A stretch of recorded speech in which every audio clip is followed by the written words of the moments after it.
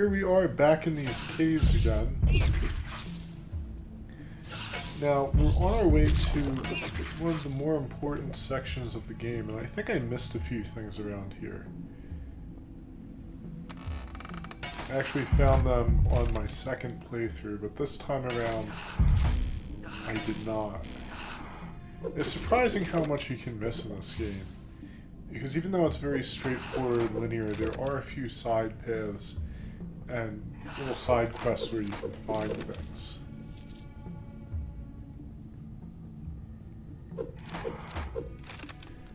Unfortunately, we're still relying on our sword to do damage, which is how it's going to be through most of the game.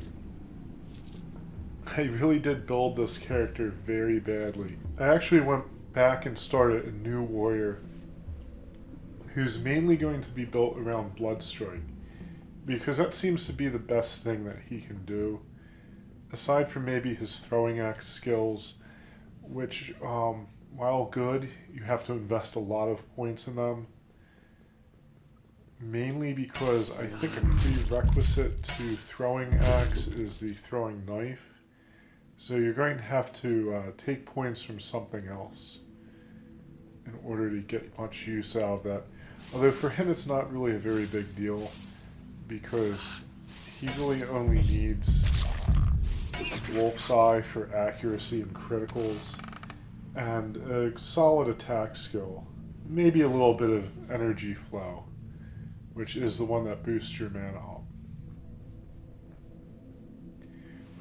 There's actually a set for the warrior that is, well, kind of later in the game, that gives you points to energy flow.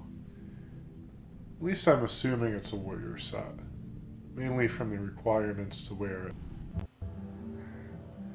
Now this area is actually part of a small quest. We're going to get a ruby, I think, from a little goblin that lives here, and we can take that to another goblin, the goblin peddler, who's on, I think it's called Lake Kuma. It's the first snow area you come to. And you give him that and you're going to get the first figurine. And this is part of what I missed on the first playthrough. I did figure out the whole figurine thing later on, especially with this part, but I didn't find them all in the first playthrough. There's one that I missed, and I'm not even sure how I missed it. Looking back, I'm kind of curious as to how that happened, but it did.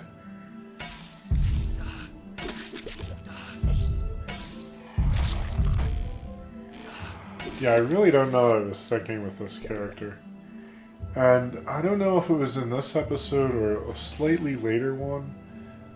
Like, I started experimenting with using the controller and stuff as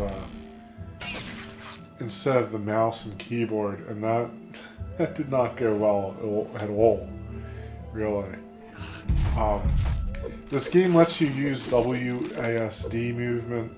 You can hook it up to a controller, although I think it's technically supposed to be a joystick. At least that's how they describe it. I don't know what they actually mean. I'll have to look at it again, because it might be described as a controller. I had some problems with the controller, like not responding and stuff. That might have been my fault. Might have had something to do with the way I set it up, because I still had the mouse enabled. And I'm beginning to think that maybe that was just fucking with the game a little bit and causing it to glitch out. But yeah, you'll see either in this episode or the next. It's one of these episodes. It starts to freeze up, and I actually had to restart the game, so it was rather funny. Eventually, though, I actually settled on the old-fashioned point-and-click mouse and keyboard instead of the WASD movement, because while it's nice to be able to WASD around, it's not as good as you would think it is. Like, there's a reason why they set up these games with mouse and keyboard. I kind of realized that after playing through this game. Although I do think it's awesome that they give you the option to use 3 very different setups or controls, or user interface. I think that's really cool that they did that. And like I said, I think part of the problem might have been me. I probably just wasn't configuring it properly.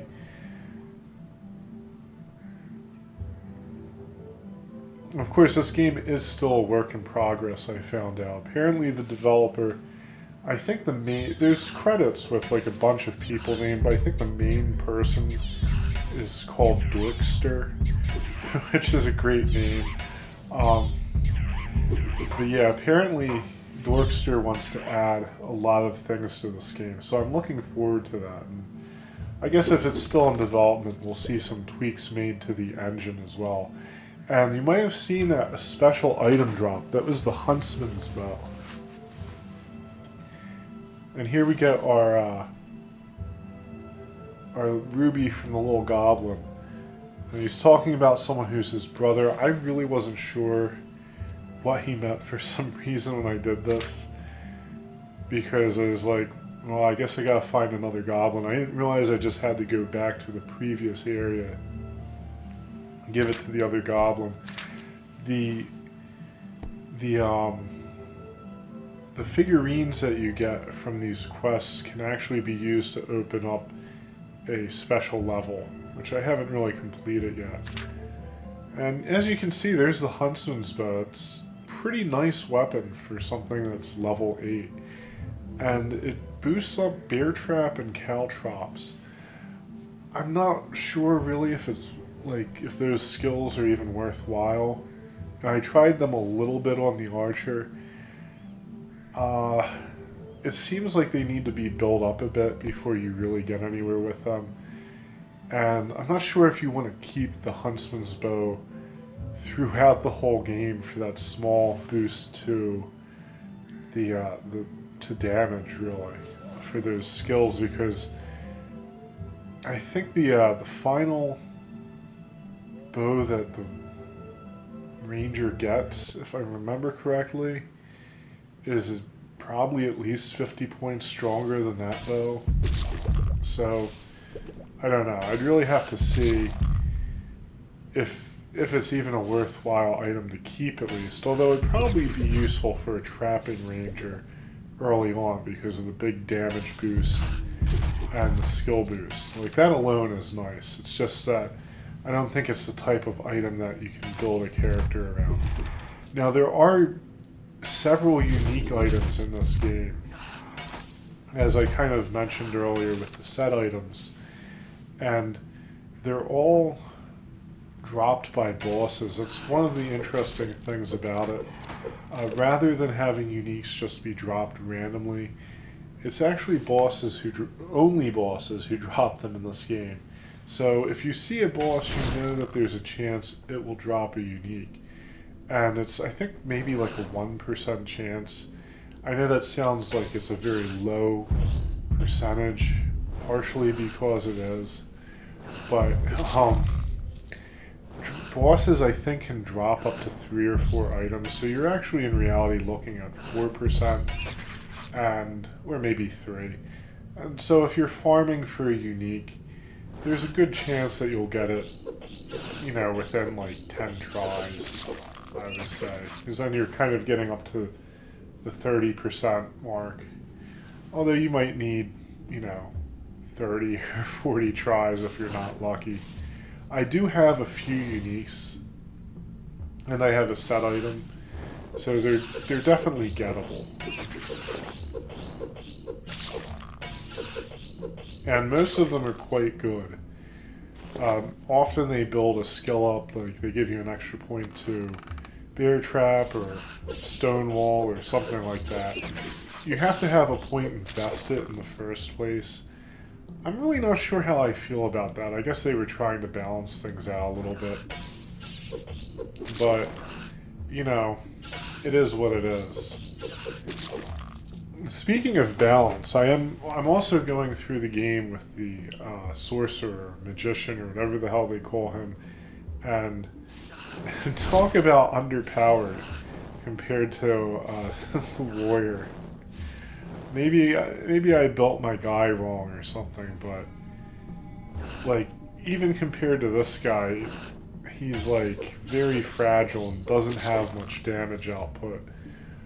And pretty much all of his skills, like they have the same damage bonus from what I can tell.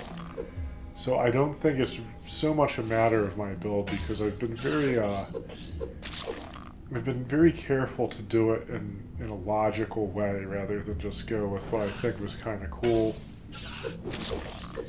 And, you know, while I could be mistaken, I think he might be a little bit underpowered. That's kind of how it goes in these games for casters. One of two things happen to them. You either get the infamous triple immunes from Diablo, or maybe they're highly resistant to two things and immune to one or whatever, but you either get like ridiculous magic resistance or you get a situation where they're like you're dealing with a glass cannon minus the cannon. And that's kind of how I feel about the sorcerer in this game. And of course the Diablo sorcerer, especially if you're talking about Diablo 1, he had Stone Curse and Mana Shield. Like you could actually make like a beastly sorcerer who could just tear things up later in the game. But it was just a matter of he couldn't rely on his direct damage spells quite as much. But yeah, I would say that the warrior's probably second tier. The magician's third tier in this game. And I think, and this is mostly speculation because I haven't gone through much of the game with the ranger, but I would say he's probably first tier. As far as at least damage goes. I mean, survivability, you know, that's the warrior. It's all him. But damage, the ranger can really dish it out.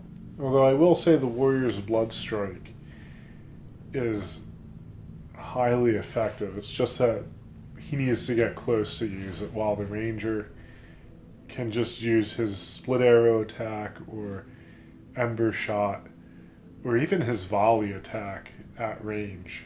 In fact, I'm hoping to make a ranger that is able to just spray things with split arrow and just clear out rooms. We'll see if that works or not. So here we've come to Stormrock Pass. It's a pretty difficult place. This might be the first time I die somewhere around here. I could be wrong though. I do die a couple times as a warrior. Mostly because of this build having to basically rely on these skills that aren't really all that great. Shield Bash is actually pretty damn good. With the build I'm working on for the warrior right now, it's actually going to be more of a utility for him. I'm going to keep it a low level, but he'll be able to shield bash into things and then blood strike them to finish them off.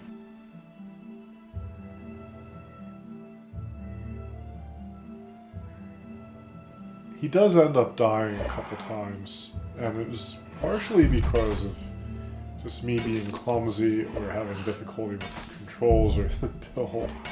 Because this game it's not that hard. But like I said, like when you roll a sorcerer though, you're gonna have maybe a little bit different experience. I actually like the class because it is more challenging to play. You really kind of have to try to avoid enemies and make your attacks count and use some strategy, rather than just wade into everything and swing blindly. Which I don't have complaints about, I actually like doing that.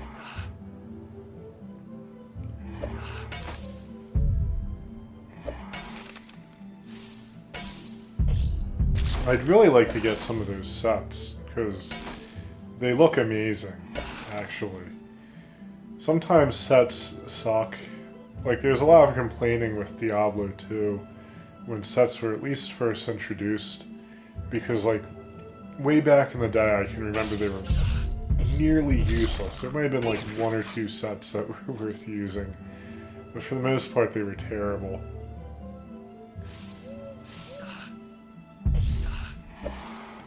But yeah, I am really excited to see how much this game is going to change if the developer is able to keep up with it. Because, like I said, I've criticized it for being maybe a little generic, or very generic, but it's really a very stable game. And the foundation it's built on is very solid. Like, this is pretty much what you should have in your basic hack and slash game. I would just say that he needs some more unique skills. I think most people would probably like to see that. Maybe another class that's not quite so traditional, and like more enemies and areas.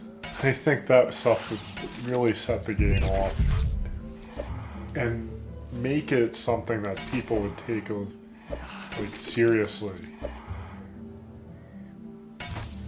Because it's certainly a good open source game that has just so much potential. But we'll see what happens. We'll see how these updates go if they ever come out.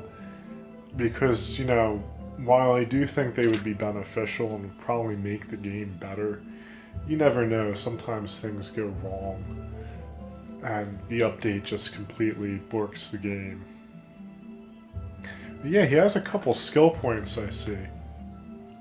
Now, if I were smart, I would have taken those skill points and dumped them into the ranger skill Wolf's Eye. Accuracy in this game is really, really important for damage. And that's something I didn't quite get with this character. If you have high accuracy, you're going to hit the enemy harder than if you had high base damage and low accuracy, because they can partially block, or you can totally miss sometimes if your accuracy is bad enough. But the enemy can partially block you, and that halves your damage. And even if you get a critical hit, if you're partially blocked, you're going to basically do normal damage. So putting a few points to Wolf's Eye, I would actually recommend to most people that they put 5 points to Wolf's Eye if they're a warrior or a magician, because it's just that good. The ranger, on the other hand, does not need Wolf's Eye because he naturally has high accuracy because his main stat boosts it up. So while he could benefit from it, I'm sure, he doesn't really need it in the same way. And I would probably put, for him, I would probably take Energy Flow, and possibly Stonewall to give him a little survivability in case he gets hit. But probably Energy Flow and Haste, because that increases his run and attack speed. In fact, I'd probably take Haste over Stonewall. You can realistically, in a normal playthrough where you're not really grinding a whole lot and trying to farm things, you're doing the extra stage and all that stuff, you can realistically get your character up to level 16, which gives the player 15 skill points to use. So that means he can either spread out your points, or you can focus on particular skills, which I recommend the latter rather than the former. Unless maybe in certain circumstances, if you have something really well planned out and you have like special set equipment or something for the character. That's mainly because you can have 3 really solid skills, and you're really only going to use maybe 1 or 2 attack skills on just about everything. If you're a ranger, you're either going to stay far away from enemies and fire at crowds with your split arrow, or you're going to get in the face of the enemy and fire at them with a split arrow. If you're using volley or piercing arrow, it's a little different, but you're probably going to use it in the same way. Of course, with the warrior, you want to use blood strike, or you want to use the axe, the throwing axe to be more specific. I actually don't know how I would build such a warrior precisely, but that's probably what you're going to be doing. And if you're the magician, you're going to be using fire. And while the magician he does have AoE attacks, I don't really feel that their area of effect is actually good enough for them to warrant using, because it's about the same as this thing. Like the Quake ability the warrior uses, it's not that great. In fact, the ice AoE skill is just terrible because it's very short and it just goes in a straight line and can maybe hit 2 things if you're lucky. So yeah, if you're watching this Dorkster, you might want to overhaul the mage a little bit. Just a tiny bit though. Yeah, I would definitely like to see other classes in this game. I'm not really sure what classes you could have or add to the game though. And maybe you could have a summoner type class, or maybe a stealthy class, like a thief almost. I mean, most of the stuff that can be done has been done. And personally, I was always a fan of the druid from Diablo 2. I think bear druids were often very much overlooked, which is something I use. Of course, I did not play the final expansion for Diablo 2. I think it was the one with Baal or something. I actually never got to play that. So my experience with the bear druid's probably a little bit different than that of some other people. But that was very cool to have a class that could transform into another creature and gain all sorts of powers and attack abilities. And most people did werewolf though as the druid. And while it was quite good, I actually liked the massive hit points you could get with the bear and the oak spirit. And I think you'd even get regeneration and stuff. It was insane how much hit points you could have. Yeah, so unfortunately this episode was really a lot of me wandering around in those caves. It is just kind of how it went. That whole area is pretty confusing. There's 2 very confusing parts of this game that aren't quite as straightforward as the rest, and it would be the caves in Stormrock Pass, and the final area can be pretty disorienting. It's not too bad. I've been through far more complicated mazes and stuff in games, but it is something you have to kind of keep aware of, because you can get lost and turned around, and if you don't play the game for a few days, you might step into an area and go where the fuck am I? So yeah, I put my first unique item in the box to keep. And I actually had it dropped again on my other playthrough, which was pretty funny, so I had 2 of them. So that's about it for this episode. Thank you so much for watching, guys. I'll be back with some more flair. Hopefully the next episode, well, I know it will be more interesting, because we're actually going to do a dungeon rather than wander around some caves, and it's a little bit more straightforward and action-packed. So thanks so much for watching, guys. I will be back with more, and until next time, good luck and happy gaming.